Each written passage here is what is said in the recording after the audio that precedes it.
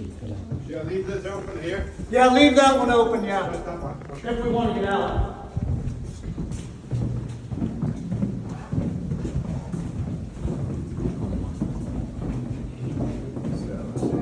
Sunglass get away? Go ahead and lock it too, would you? Did you lock it? Just turn the deadbolt on it, please. Okay. Yeah, just because you don't want somebody walking in accidentally. Super. So I'm going to let your eyes adjust for a second because it just takes a little bit. And you hear the echo, extremely smooth. It's built like a cathedral. There's no blast marks in the walls or anything all the way we go down. But the ceiling is very uneven. So it's high and low, high, low, high, low, high, low, like this all the way down. So we're going to walk down there about to the end of where my lights.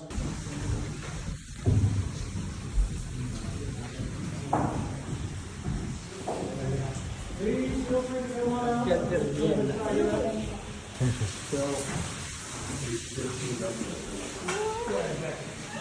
Well, everybody's feet always leave tracks over, so it's always important to clean up.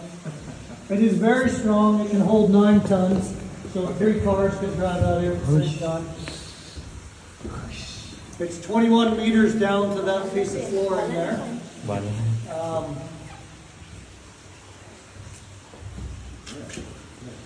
You can hop up and down. All I ask is if you decide to look over the edge to get a better view, please hold on your helmet, because this is not a fun place for me to retrieve things out of. This is not a nice part of the mine down there. Okay. Come on out if you're ready.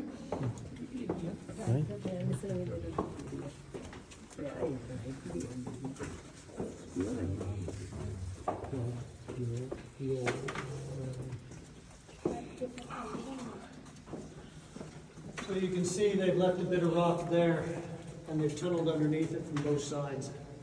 And it just continues on down. There's about 7 or 8 different levels that are mined out here, so it's going to get even bigger the further we go across.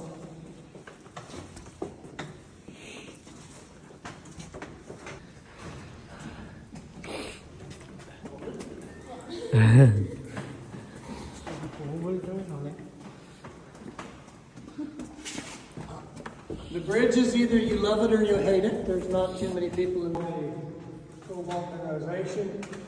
The new mineral called erythine forming on top of it. Is it the pink one? It's the pink one, yep. There's nothing quite like that pink around. You can see right there. So there is a huge amount of cobalt ore left in this mine. There's plenty of materials still left to mine. All this was taken out down at this end, deeper into the mine, and I'll show you how they did that.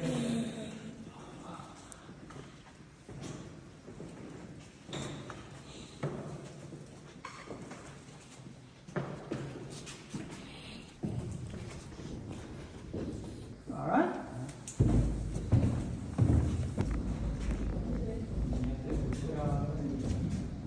So after a short stop here, I'm just waiting for my other clear helmet so I know to start talking.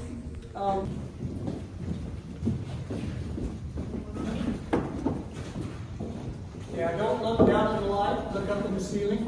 Look up. Sometimes I give this stop at the end of the tour, sometimes at the beginning. At the moment, you probably aren't professional miners like you will be in an hour. So you won't notice that the shape is very different in here. It's very flat, low, actually almost like a rectangle. And that's because it was actually very ingenious. Hot glass meets cold Norwegian river means you break it down into smaller bits so you don't have to do as much work. And that's what smalt is. So it's actually very dark blue glass. And what they would then do is continue to crush it and wash it and take it down to the same size and the same color. And it was this powder of cobalt glass, blue glass, that was sold around the world. So it went down by mule train down to Drammen, then by boat to Copenhagen, depends on how you want to pronounce it. And then went out to the rest of the world. It was never used in Norway. And when this mine was operating at its height, this mine produced 80% of the world's cobalt came out of this mine. So it was a big deal. But it didn't last very long, I hate to say. By 1849, they were already starting to have problems. One of the problems by 1849 was someone invented an artificial pigment called ultramarine. Now there are two types of ultramarine. One is made with a semi-precious stone called lazus lapilli, really expensive. The other one literally made out of horsehair and tar, and I mean it's like super cheap, the ingredients. I'll go quickly just so I can count numbers, go to the midpoint of the mine, then we're going to take a long walk, about 200 meters, down to the glass floor so that we can see how things are moved up and down in this system. Then we'll go across the hanging bridge and come on back. So we'll probably get stretched out a little bit over this space. Just mind your head. I mean, you know, the further we go in, the lower it gets, right? So it will impact all of us. And if you're tall, you just get it sooner than the other ones, that's all. But, okay, ready?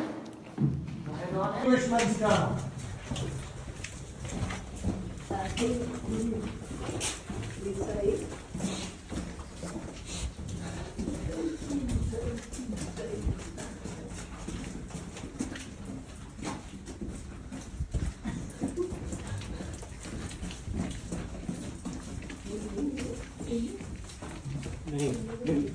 Go down there and start looking down there and then come my way.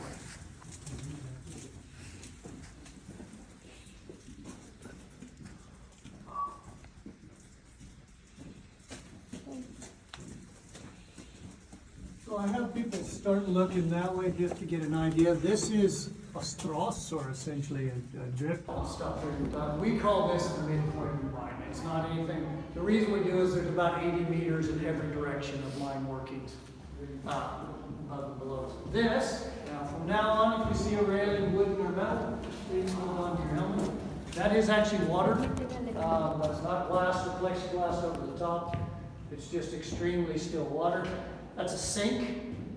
So they would have originally been trying to make a shaft to go deeper in the mine to connect to something, and it flooded.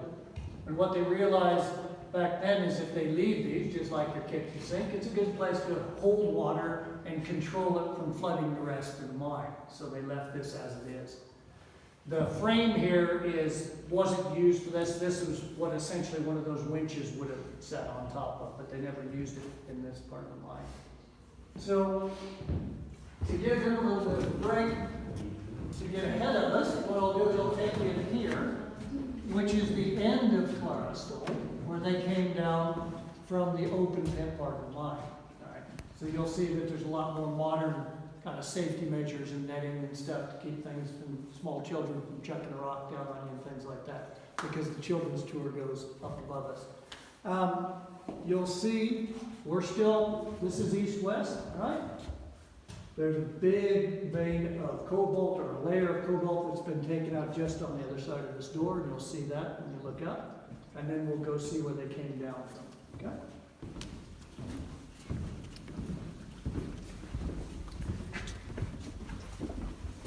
So, yeah, I took out a lot of material.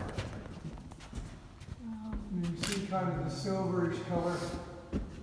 So the water tends to stand on the cobalt minerals, and you get this kind of silverish color as well as the pink.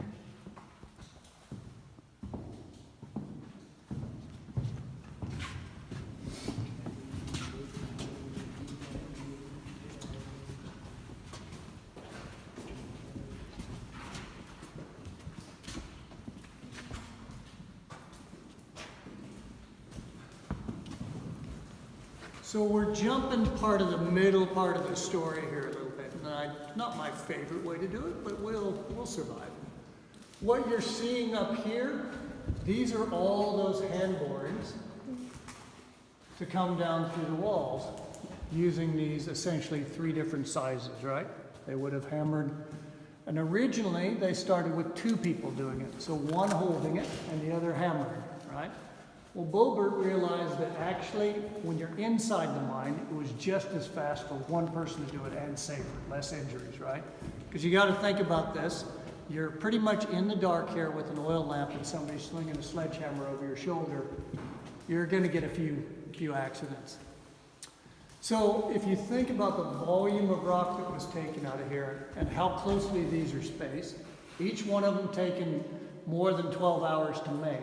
There's tens of thousands, if not hundreds of thousands of borings that were required to blast this out. Hence the 4 years to make it from one end to the other. So it was a huge undertaking. Behind you is, we jump to the modern part of the story, and I'll fill you in the middle bit in a second. That is Tuna Steinbeck. To clean up. It is very strong. It can hold 9 tons, so 3 cars can drive out here at the same time. It's 21 meters down to that piece of flooring there.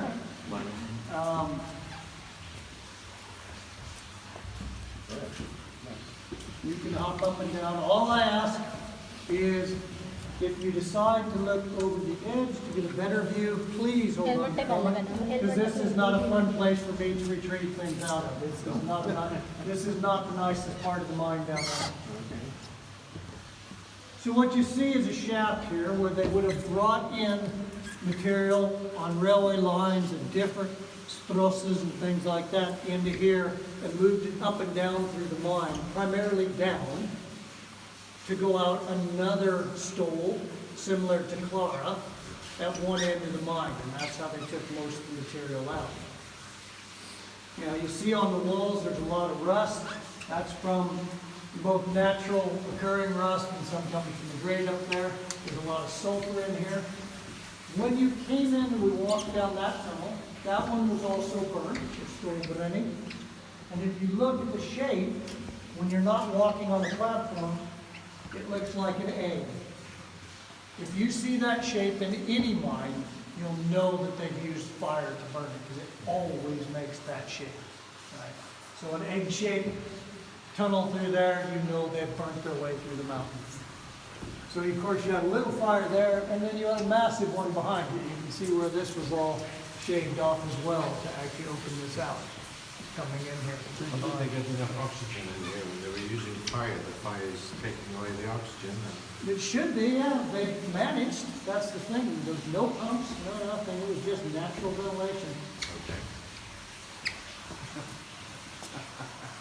And the interesting thing about the burning comes back, and we can talk about it here while we're getting ahead of it, is the men, when they have a big, when there was almost 2,000 working here, and all those men were staying together, right? Bathing was not really high on their list. So they had a lot of skin problems and other things. And the doctor here realized that the ones on the cruise that were doing the stole burning, because you're crossing little bits of the ore, so low concentrations of arsenic, that smoke was curing all the skin problems. So he would actually rotate them through to actually get rid of a lot of their skin, because he didn't know, of course, that he was giving them other issues at the same time. But that really is how medicine works. I mean, most of the medicines you take may be tested on 10,000 people, and then they say, okay, that's great. Now let the rest of the world have it. 100 years from now, half of what we take will probably be considered poison, right? So that is just how medicine works. But it was very important, and they used it, and this doctor was very famous. He started a big, what we call then would have been a sanatorium, a special place for treating both physical and mental ailments called Road of Lawn, and that's still operating to this day here in Norway. So I mean, it was very, very important. He was a very world-renowned doctor. So that's part of the story. What we'll do now is we're going to head back and go through the second one, both natural occurring rust and some coming from the grade up there. There's a lot of sulfur in here. When you came in and we walked down that tunnel, that one was also burnt, or stole burning. And if you look at the shape, when you're not walking on a platform, it looks like an egg. Some pictures of the Cobalt mines.